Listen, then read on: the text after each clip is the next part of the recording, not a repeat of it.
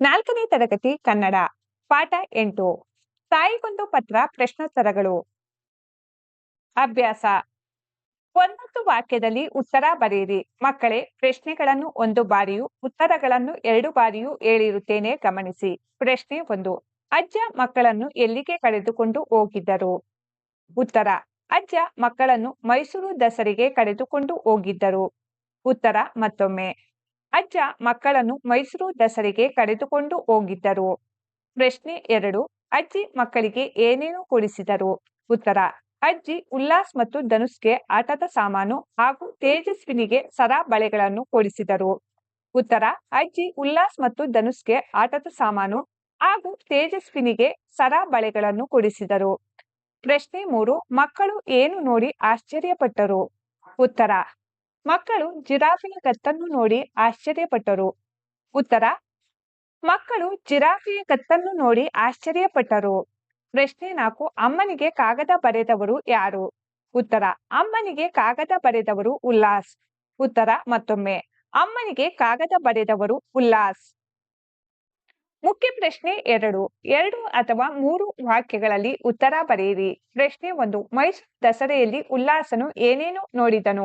ಉತ್ತರ: ಮೈಸೂರು ದಸರೆಯಲ್ಲಿ ಉಲ್ಲಾಸನು ಮೆರವಣಿಗೆಯಲ್ಲಿನ ಸ್ತಬ್ಧ ಚಿತ್ರಗಳು, ಕಲಾ ತಂಡಗಳ ಪ್ರದರ್ಶನ, ಆನೆ ಮೇಲೆ ಅಂಬಾರಿಯಲ್ಲಿದ್ದ ಚಾಮುಂಡೇಶ್ವರಿ ದೇವಿ ಹಾಗೂ ಪಂಜಿನ ಕವಾಯತ್ ನೋಡಿದನು.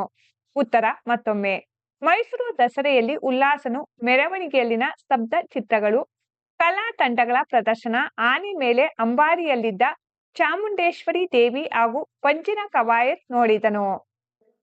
ಪ್ರಶ್ನೆ 2. ಪ್ರಾಣಿ ಸಂಗ್ರಹಾಲಯದಲ್ಲಿ ಯಾವ ಯಾವ ಪ್ರಾಣಿಗಳು ಇದ್ದವು? ಉತ್ತರ: ಕೆಂಪು ಮತ್ತು ಕಪ್ಪು ಮುಖದ ಕೋತಿಗಳು, ಸಿಂಹ, ಆನೆ, ಜಿಂಕೆ, ಹಿಂಡು, ಹುಲಿ, ಚಿರತೆ ಮತ್ತು ಗೆಂಡಾಮೃಗ ಪ್ರಾಣಿಗಳು ಪ್ರಾಣಿ ಸಂಗ್ರಹಾಲಯದಲ್ಲಿ ಇದ್ದವು. ಉತ್ತರ ಮತ್ತೊಮ್ಮೆ: ಕೆಂಪು ಮತ್ತು ಕಪ್ಪು ಮುಖದ ಕೋತಿಗಳು, ಸಿಂಹ, ಆನೆ, ಜಿಂಕೆ, ಹಿಂಡು, ಹುಲಿ, ಚಿರತೆ ಮತ್ತು ಗೆಂಡಾಮೃಗ ಪ್ರಾಣಿಗಳು ಪ್ರಾಣಿ ಸಂಗ್ರಹಾಲಯದಲ್ಲಿ ಇದ್ದವು.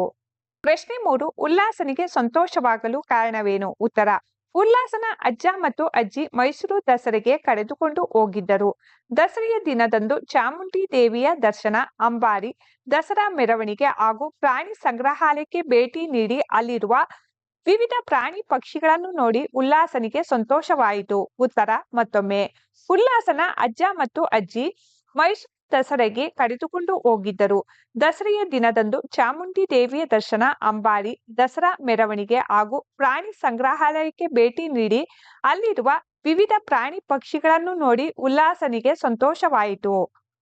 ಮುಖ್ಯ ಪ್ರಶ್ನೆ 4. ಕೊಟ್ಟಿರುವ ವಾಕ್ಯಗಳು ಸರಿ ಇದ್ದರೆ ಸರಿ ಗುರುತನ್ನು, ತಪ್ಪು ಇದ್ದರೆ ತಪ್ಪು ಗುರುತನ್ನು ಹಾಕಿ. 1. ಉಲ್ಲಾಸನು ತನ್ನ ತಂದೆಗೆ ಕಾಗದ ಬರೆದನು. ಈ ವಾಕ್ಯ ತಪ್ಪಾಗಿದೆ. 2. ಕೆಂಪು ಮತ್ತು ಕಪ್ಪು ಬಣ್ಣದ ಕೋತಿಗಳು ಚಿವ್ ಚಿವ್ ಎಂದು ಶಬ್ದ ಮಾಡುತ್ತಿದ್ದವು. ಈ ವಾಕ್ಯ ತಪ್ಪಾಗಿದೆ. 3. ದಸರೆ ಮುಗಿದ ಮರುದಿನ ಚಾಮುಂಡಿ ಬೆಟ್ಟಕ್ಕೆ ಹೋದೆವು. ಈ ವಾಕ್ಯ ಸರಿಯಾಗಿದೆ. 4.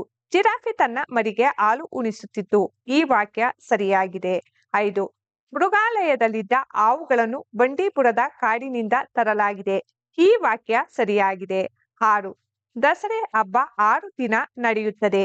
ಈ ವಾಕ್ಯ ತಪ್ಪಾಗಿದೆ. ಭಾಷಾಭ್ಯಾಸ.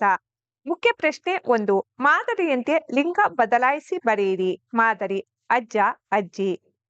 ತಂದೆ, ತಾಯಿ, ಮಾವ, ಅತ್ತೆ, ಚಿಕ್ಕಪ್ಪ, ಚಿಕ್ಕಮ್ಮ, ಮಗಳು, ಮಗ, ತಮ್ಮ, ತಂಗಿ. ಮುಖ್ಯ ಪ್ರಶ್ನೆ 2.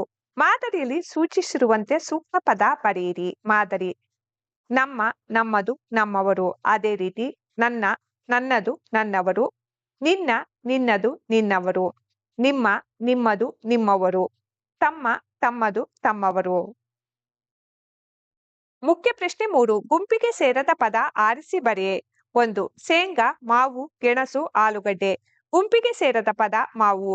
ಏಕೆಂದರೆ ಶೇಂಗಾ, ಗೆಣಸು, ಆಲೂಗಡ್ಡೆ ಮಣ್ಣಿನೊಳಗೆ ಬೆಳೆಯುತ್ತವೆ, ಮಾವು ಮರದ ಮೇಲೆ ಬೆಳೆಯುತ್ತದೆ. 2. ಕಾಗೆ, ಗೂಬೆ, ಕೋಗಿಲೆ, ಗೆಂಡಾಮೃಗ. ಗುಂಪಿಗೆ ಸೇರದ ಪದ ಗೆಂಡಾಮೃಗ.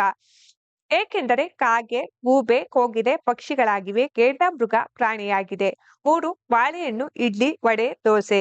ಗುಂಪಿಗೆ ಸೇರದ ಪದ ಬಾಳೆಹಣ್ಣು. ಏಕೆಂದರೆ ಇಡ್ಲಿ, ವಡೆ, ದೋಸೆ ಬೇಯಿಸಿರುವ ಪದಾರ್ಥ, ಬಾಳೆಹಣ್ಣು ಬೇಯಿಸಿರುವುದಿಲ್ಲ.